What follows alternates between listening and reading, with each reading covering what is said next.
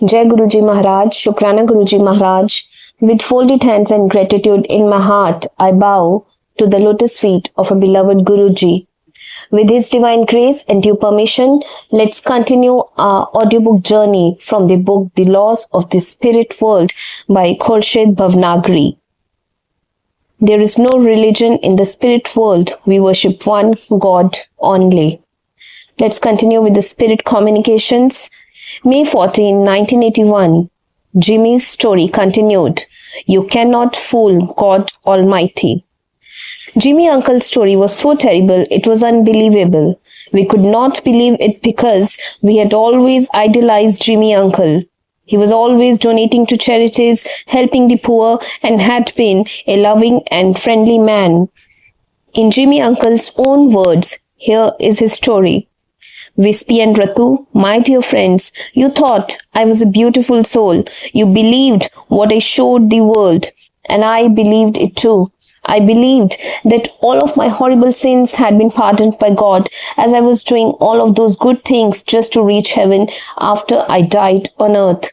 I gave money to charities and did good deeds thinking I wouldn't be punished for my sins, but I got what was due to me. I fooled myself and the earth world, but no one can fool God. God can never be fooled. To start with, I began my life as the son of a very gentle, loving lady who didn't even have any bad thoughts. My father was a crook. He harassed my mother and forced her to act wrongly. He was a very selfish man and was even cruel to us. He forced us all, my mother, brothers, sisters, and myself, to act wrongly. I watched my mother cry in agony so many times, telling us, "It is wrong, it is all wrong, we are sinning." My father joked about it and called her crazy. After a while, we, his children, were so impressed by our crooked father that my brothers, sisters, and even I began to see our mother as such, crazy and stupid. He saw to it that we would not respect our good, kind mother, and our love for her vanished.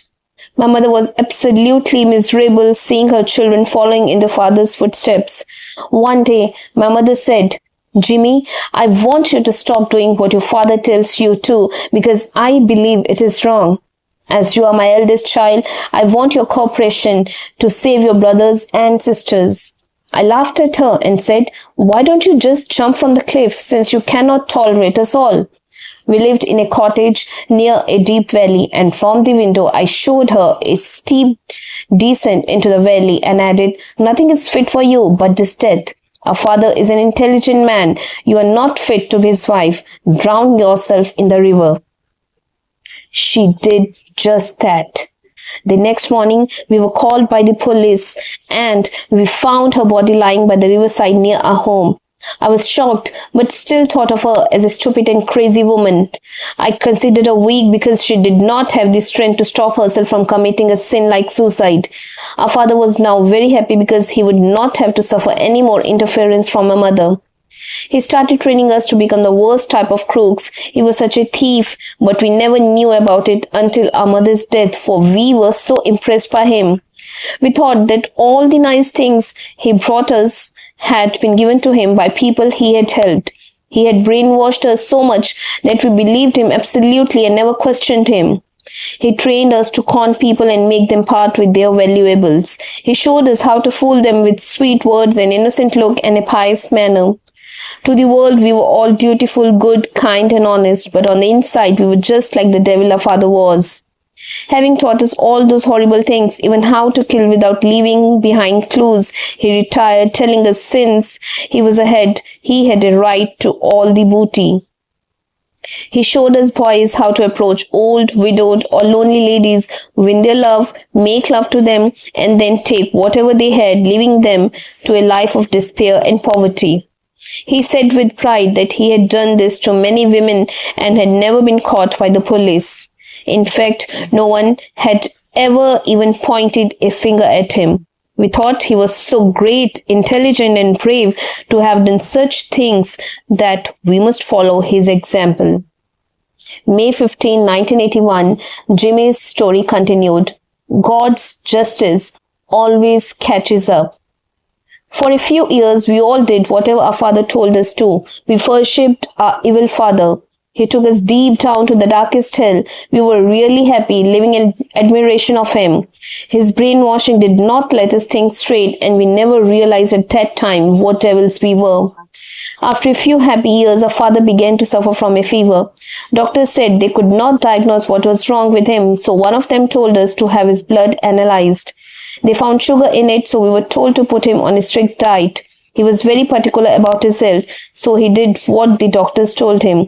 After a few months, he felt a little better, and so he went out alone one day, but met with an accident. Both his legs and one hand had to be amputated. There was no other alternative. God's justice had begun, but, like fools, we blamed God for harassing our beloved father. After some time, doctors detected cancer in his lungs, just as before we blamed God, but went on with our horrible work.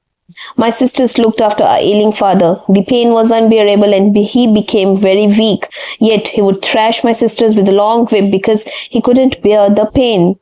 Our father abused us all, blaming us for his suffering. He shouted that we had neglected him and that we were very selfish. Our priest heard about our father's illness, his unbearable pain, and came to our house. As usual, my father welcomed him, asking, "Why am I suffering so much when I have never hurt a soul, have done only good deeds?" The priest never knew how evil my father was, so he prayed and asked God Almighty to help cure my father. After that day, he would come to our house every evening at 5 o'clock, so we all prepared for his visit and became virtuous, good souls just before 5 o'clock. One day, the priest happened to come earlier. When he entered the cottage, he heard my father using absolutely rotten language to my sisters, blaming them for his suffering. He even mentioned how a dying old woman cursed him so that he would suffer horribly, and he in turn cursed her, and many others who had cursed him. The priest was shocked. He turned and left without even announcing himself. The priest was an intelligent, pious man. He deduced that my father was evil and that he might have corrupted us as well. With this, I would like to conclude today's reading session. First and foremost, I would like to seek forgiveness from our beloved Guruji Maharaj for the mistakes in the narration of this chapter. I would also like to seek forgiveness from each and every one of you for the same, and would like to invite you to the reading of next chapters from the laws of the spirit world. Thank you, Guruji, for everything. Thank you each and every one of you.